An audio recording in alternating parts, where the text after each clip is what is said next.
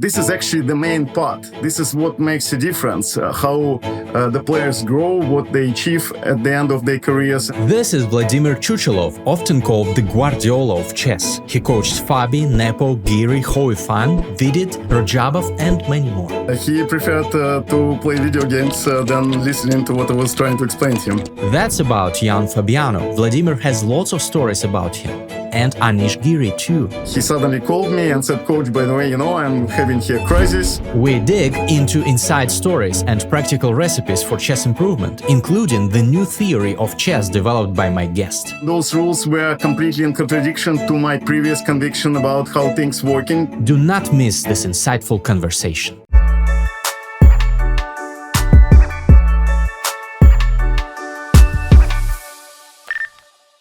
Vladimir, thank you very much for taking the time. I'm thrilled to be talking to you and I want to dive into it immediately. I'm excited to speak about your students, and in particular, I was amazed by the story that I read about in connection with Fabiano Caruana. You said that when you started working, he was more interested in playing video games than chess. Is it true? Oh, you started immediately right to the point with some kind of little provocation, yeah? I already feel it will be not an easy podcast. Okay, so yeah, that's absolutely true. He preferred to play video games than listening to what I was trying to explain to him. That's how it was. It was like, I knew it because my son, he introduced him to some game. When he was coming, when we started working, we had all these kind of live sessions. And at some point he came to Belgium and my son showed him the game. And later at some point he told me, actually Fabiano, he's like one of the best in the world right now on the ratings in this game. I said, which game? He said, well, I showed him some game and he's extremely good. But he said, in order to achieve these ratings, what he has, you need to do it day and night. And that's how I understood that he was much more interested about the games than chess at this moment. Yeah, he was actually, I think rating-wise, he was already pretty advanced. He was, I think, 26, 64, 65, something like this. But it was, of course, only the beginning of him rising to the top. And it could go either way. In fact, sometimes you go up, sometimes you go down. So it wasn't very much clear, but yes. Yeah, so we started from video games. How did you deal with this? So motivation problem. I know that the best coaches are not just great at coaching chess-related questions, but also psychology. How did you deal with this? Yeah, although at that time I was still relatively not that much experienced as from coaching point of view. So of course I was experienced grandmaster, but it's two different things. As you mentioned, the psychological impact makes a lot of difference, and experience obviously. I remember I was talking to his father and I explained to him that we have a little issue. The time you think that Fabiano is working on chess, it's not 100% the case. So he was asking what to do. So it's like an emergency. We were thinking that he's day and night busy with chess, thinking about chess and what to do about this. And then I had this kind of idea, sometimes you need to kind of force somebody in environment in order to achieve some result. And I suggested this kind of, original idea to play simply non-stop all kind of tournaments, doesn't matter which tournaments whatsoever, in between to schedule all kind of sessions, if it's possible, and to move like this at least a year. And the idea was that he likes it or not, but he has to play the tournament, so he has to prepare for the game. So it would be less and less time for those kind of other distractions.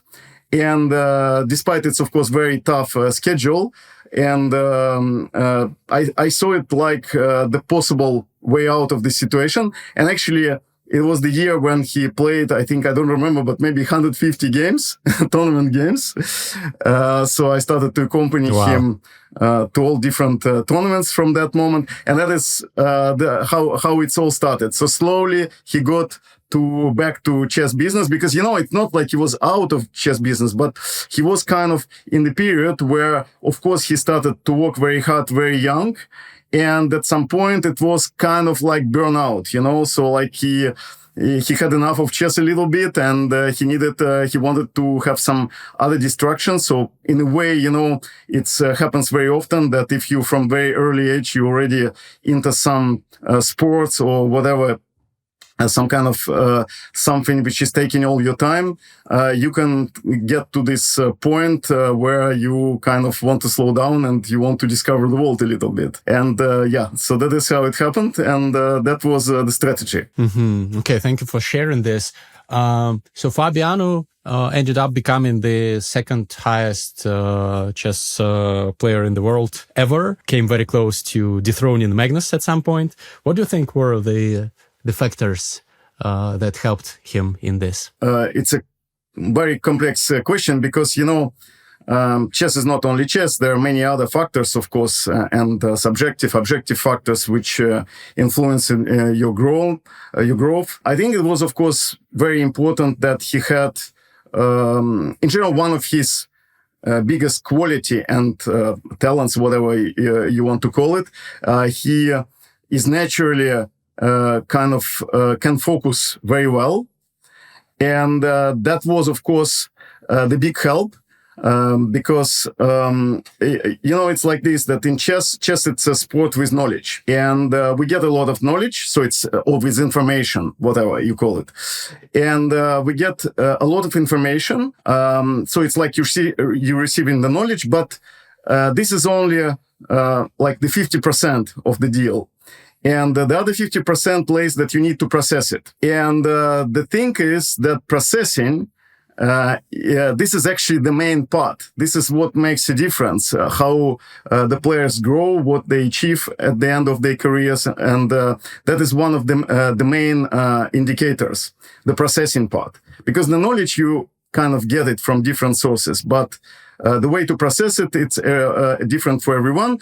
And of course, one of the main points for processing the knowledge, it's concentration. So that is why he was on the very right, having very good talent, obviously, and very good quality, which was helping him to process, to absorb the knowledge much faster, maybe than his peers. That was one of the main things. And also, of course, the character. So is also important as well for the psychology, being resistant to the failures and all these kind of things. So that was also one of his important qualities as well. I don't go, of course, into some chess qualities like, you would say somebody is calculation well, remembers well, whatever it is. Mostly it's like for many players is the case. It's not like exceptional talents, for in general, for chess player, you need, like for any profession, you need sudden number of qualities which matter a lot. Of course, among them, it's the concentration, the ability to process. It's in some ways the memory. You need to remember many things, and motivation. You need to be kind of naturally motivated. That is probably, I would place it even in number one on the list, because motivation matters a lot, because without motivation doesn't happen concentration, and without concentration doesn't happen the rest. Yeah, so it's kind of all things together. And of course, psychology. So some players, they are much more sensitive when they cannot handle well losses, and so that is part of the game in chess and in any sports. So that's why in general, not only for chess, but for any sport, it's one of the very important quality is to be able to withstand the pressure, the constant stress condition, which is accompany all the sportsmen throughout their career. It's like, the dream of any sportsman is to get rid of stress, but the only solution is to adjust, to learn to live with stress, because there is no way to imagine competitive sports without stress. So that's part of the game. And all these kind of qualities, of course, they matter. And I think Fabiano was, in that sense, in the right spot. On the top of it, of course, the training process is extremely important. And that is where At that time when we met, I was a very young coach yet. Because I think, very young. I already had some experience because I think it was the year 2010 or end of 2010. I think it was some European Championship at the first time that I spoke to his father. Right after this, a few weeks later, they got in touch. And and me personally, I started more or less, my debut was in 2002 with Jeroen Piquet, the Dutch player. It was Wijk aan Zee. Which later I was many more times, like I think 18 altogether, if I'm not mistaken, with different players, different years. But it was, that's a big difference because I started, of course, as a second. So basically, I was a grandmaster.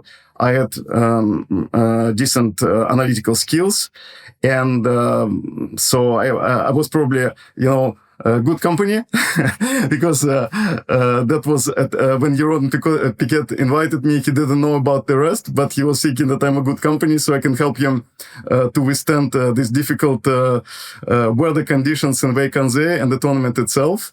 So that's why he invited me. And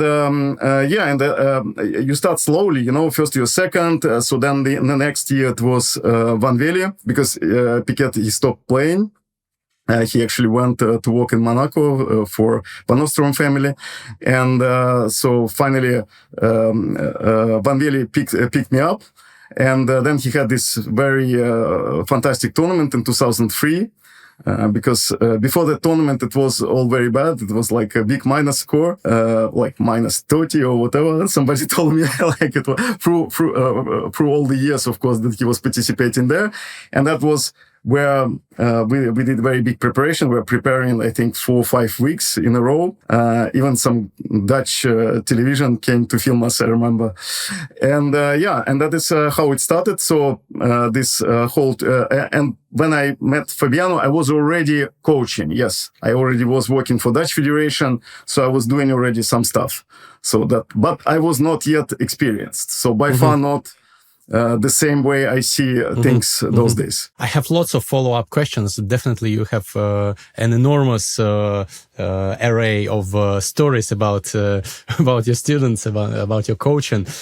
First of all, I remembered the joke that they used to say about you, that I think Piquet gave up chess after working with you, which signifies how hard it is to work with you. That's funny, I think. Also, you mentioned talent.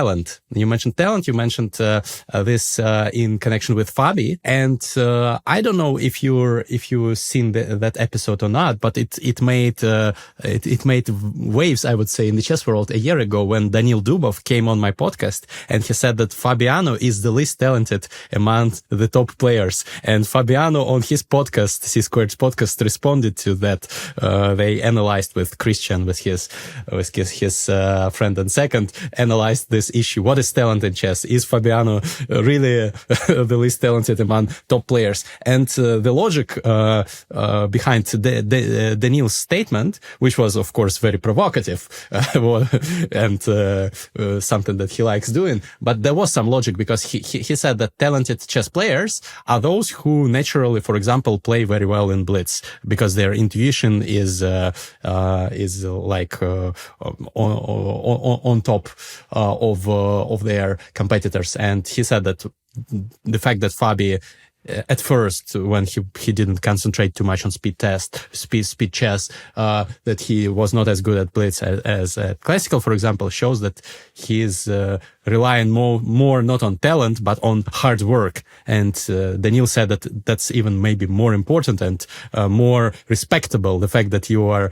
a hard-working guy who maybe is not as talented as the rest but is still crushing the field. But Fabi himself said that it's very subjective. What is talent? Maybe hard work is also talent. So I was wondering if you, as his coach over many years, can give your take on this. Well, I heard these stories many times about Fabiano being not talented.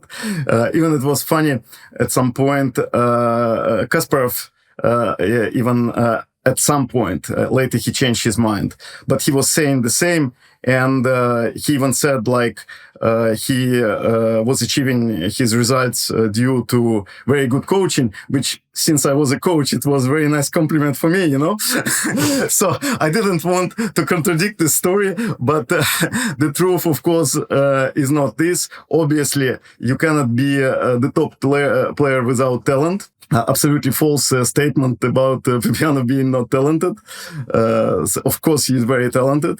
And also, I wouldn't measure it with blitz whatsoever or so-called intuition. Actually, blitz, you play very superficial. Well, you rely on reflexes. But, the thing is simply that each conversation has to be in the context of time. Yeah. Because at that time, there was not too much blitz when Fabiano was growing and in general. So, rapid was there, but the main accent was definitely on classic. And that's why, of course, his main efforts were on classic. But, obviously, if he would put himself a goal to become a better blitz player, then he would be simply playing much more practical games and he would be better blitz player. And by the way, those days, he proved many times that he was many events he won, and also blitz events and rapid events. So, it's uncountable, actually, all his achievements in a way over the years. So to claim this, I always say that, of course, you talk about blitz, you talk about rapid, you talk about classic, but it's basically different sports. It's like if you would compare running, you can run on 100 meter, 400 meter with barriers, without barriers, then marathon. So obviously, you cannot say that the one who is running better 100 meter, he's more talented than the one who is running marathon. It doesn't make any sense. So, and it's different sports. So you have different ways to prepare. You have different qualities to cultivate.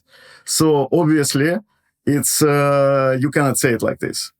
But one thing I can tell you for sure, that you cannot be an elite and playing world championship match without talent. That is not possible. That is the answer to everyone.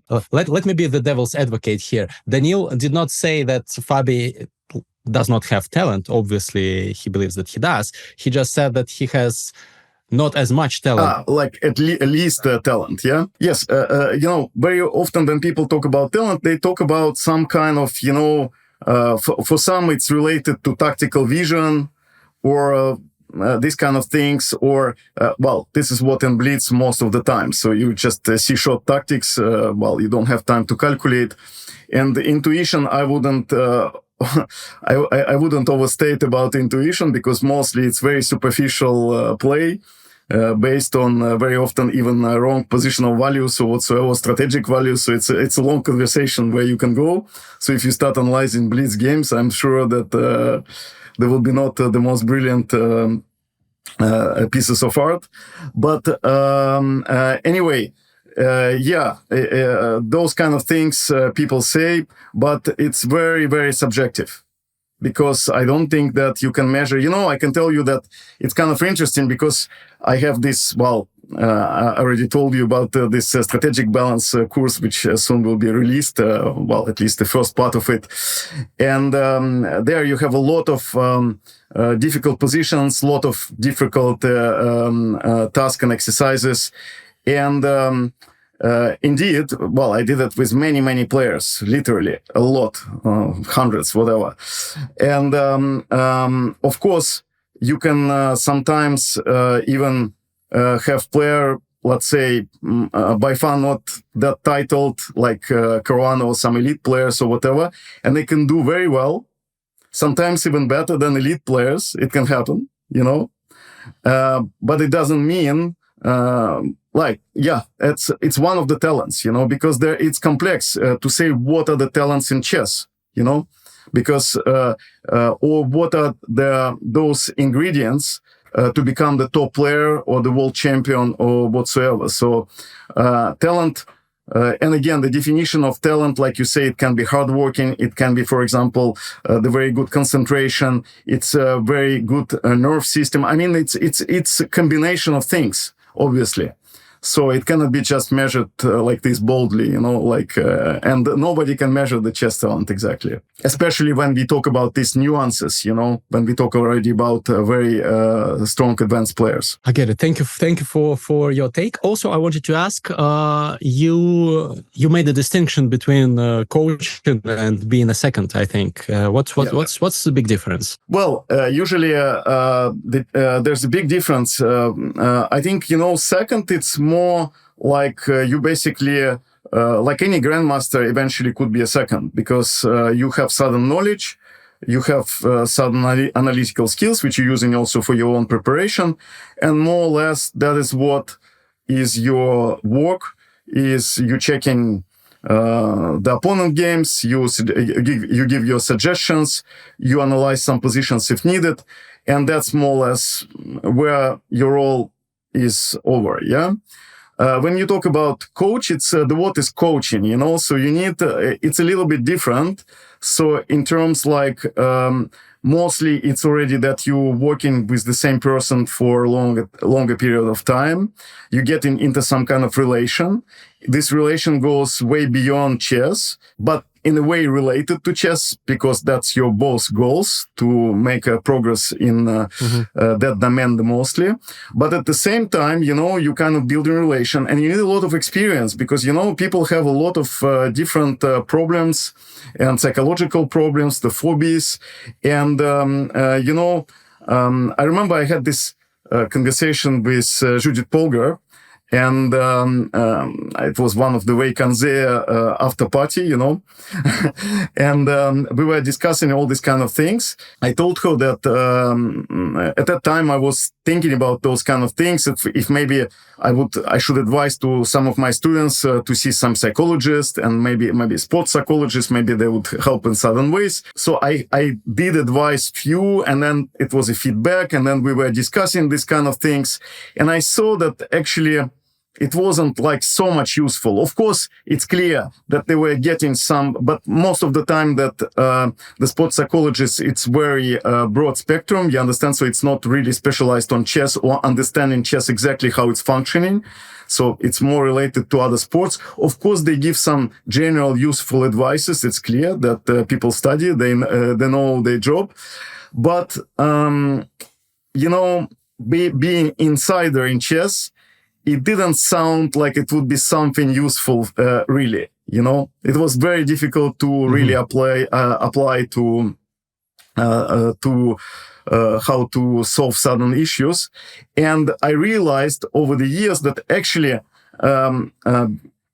myself contributing in solution of many problems by talking, discussing, so being involved in this, that was much more useful than something else. And going back to Judith, and she just told me, yes, in fact, I'm absolutely of the same opinion. Actually, you are the coach and you do coaching.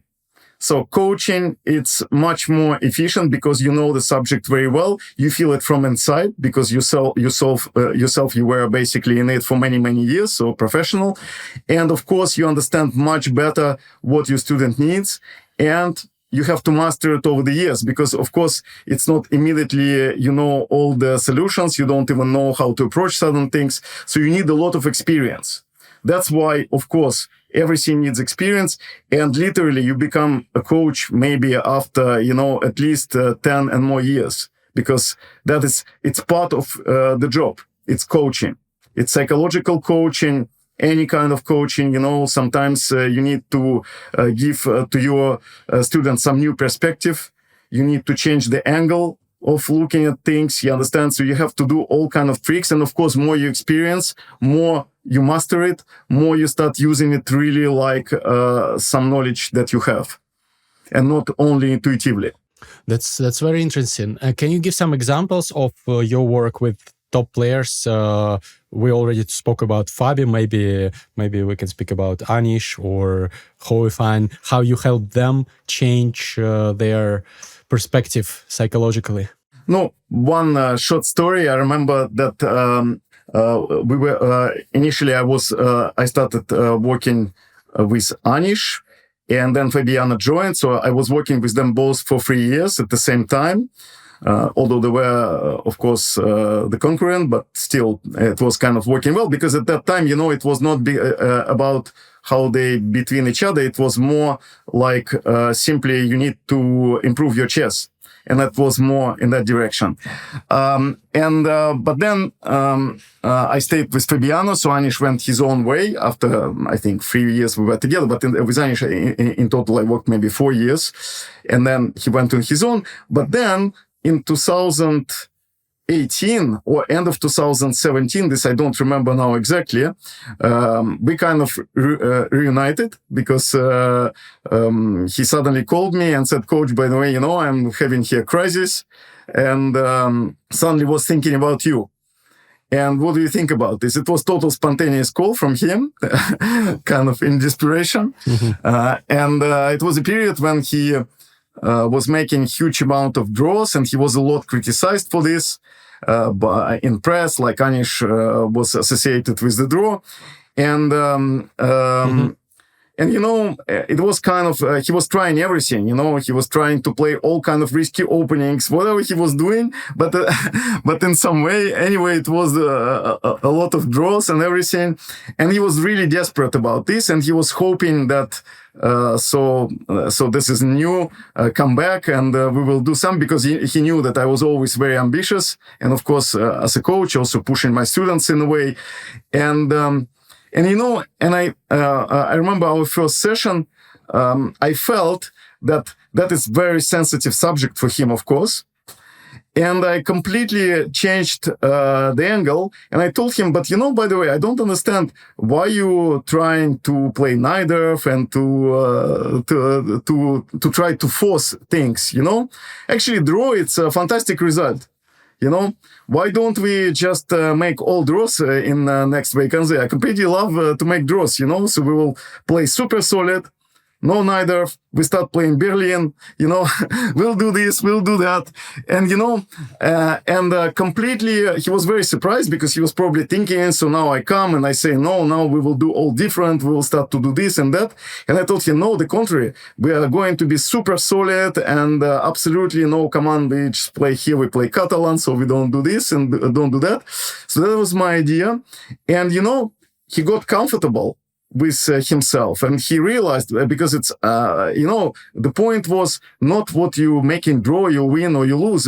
The point is that you fight, and that's the main point. And he was fighting, so he was actually playing on and trying to create chances and so on. So finally, you needed basically to take this, because of course it was a lot of negative, and he was getting in, because he sometimes maybe it's wrong, by the way, to read too many things about what you say or others say, being professional, because people say it's just like this, they change in one day, they can criticize you for 1 year, and then you win 1 or 2 tournaments and you becoming a genius. It's typical how press is going and everything, yeah?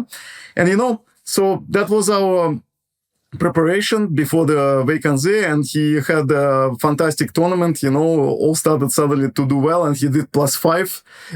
It was probably, he won more in one tournament than maybe half a year or whatever. So it was really very good.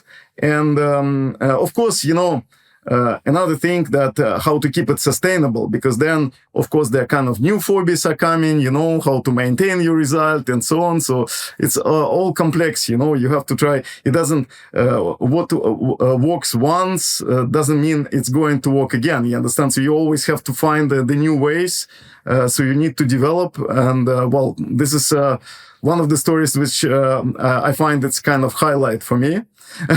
It was this sudden change. I remember that I was thinking about this, and on purposely I completely decided to make him comfortable with making draws, and you don't need to force. And in general chess, you cannot force much. And many draws were happening exactly because of this, in fact. Okay, one of the examples. I could, of course, recall some other ones, but I think that one is already a pretty good one.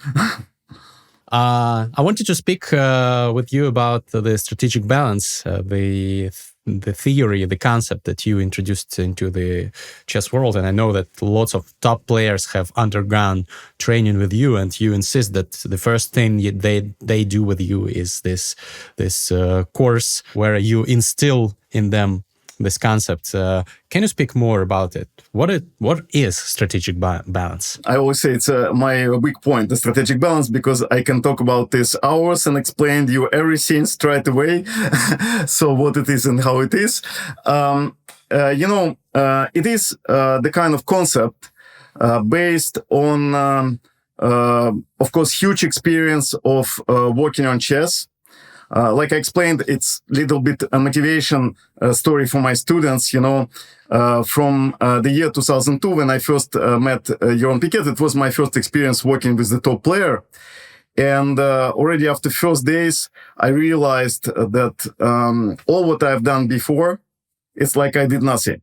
And, I was like already like 30, 31 or 32, something like that, yeah? And from that moment on, I got extremely motivated. Its motivation goes already over 20 years, even those days. So this natural curiosity about things, about chess, so in particular. And this is a driving force behind all this. And I started to work really a lot. And I was, of course, very lucky in my career that I started immediately. I got these talented players who became later the top players. And then I continued working on the top, so many top players as well. And all this experience, basically helped me to start seeing chess completely different. And I started to realize that there are many things, especially modern chess, that how chess was changing, how computers were influencing chess. So all these kind of things. So it was more coming to the more core of the truth about chess, how chess is functioning. So there are lots of patterns. So finally, I started to realize that it's not just an accident. It's basically the rule. And those rules were completely in contradiction to my previous conviction about how things working, taking the classical education that we all had at that previously. And in fact, strategic balance, it's a lot explains, it's a new take on modern chess. Already with all this reality of engines, the possibilities to go to the absolute, to find out absolute truth with their help and everything, and how it projects on our understanding of certain things. It's very interesting concept. It's like, understanding the dynamics on completely new level. Because, when we start studying chess, mostly if you think, we talk about strategic elements, we do tactics and so on, but there is something is missing. And what is missing is dynamics, because dynamics, it's like, it's something kind of you cannot touch. Yeah. It's like, this famous saying of Philidor, who said that the pawns is the soul of the game, but I think it's not the pawns, it's actually the dynamics, which is the soul of the game, the soul of chess. Yeah, and that is what it is about. This whole course, it's explaining from the modern take how things are working, what means dynamic in a game, how the strategic elements work with each other, with other words, how things are working. It explains many, many things. It gives completely new perspective about timing. You understand much better where timing is required, where you need to play concrete, where you have to, you can use your common sense, whatever. It's just, I don't know how to say, it's like new dimension. It's a new dimension. You get a new language. The things, sometimes it's a common situation when, for example, the strong player, he plays very strong, a very good game. And after he tries to explain to the audience, but sometimes the explanation, it's not really reflecting, like the moves are very strong.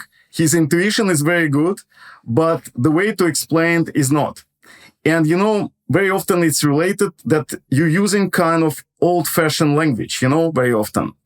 And the strategic balance gives you kind of even new language in many ways, So it's like, with other words, I don't imagine, I would make my such a long living in chess and being so curious about chess for so many years if I wouldn't have strategic balance. Strategic balance helps me because it's like, you understand, it's not like philosophy, of course. It's absolutely, it's a method, to actually to improve your understanding. If you wish, it's a method to figure out the best move, whatever it is. You can, in fact, each player takes different stance on this. For someone, it's literally the way to find the best continuation if you use strategic balance knowledge. For others, it's simply some kind of philosophy. For someone else, it's just some kind of idea how really chess is functioning. So a lot of insight about dynamics, which is actually missing because mostly we study chess on strategic elements. Like pawn structures,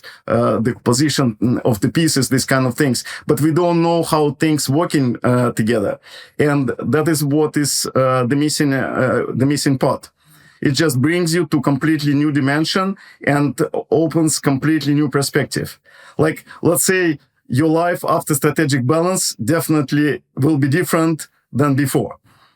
It will definitely have an impact. Okay, sounds a little like advertising. Mm-hmm. Well, that's especially because I'm going to release the course. But it's not this. It's just I explain this to any student. You will not be disappointed. I'm very intrigued about this. So I will definitely check out the course, and I'm sure that it's going to be great. Vladimir, I'm excited about this concept. For the viewers and listeners, quick comment. I am about to undergo the strategic balance course and to learn for myself, and then I will share some insights with you guys. So stay tuned. And Vladimir, thank you very much for your insightful comments. Yeah, thank you very much for invitation, and it was fun talking to you. Thank you.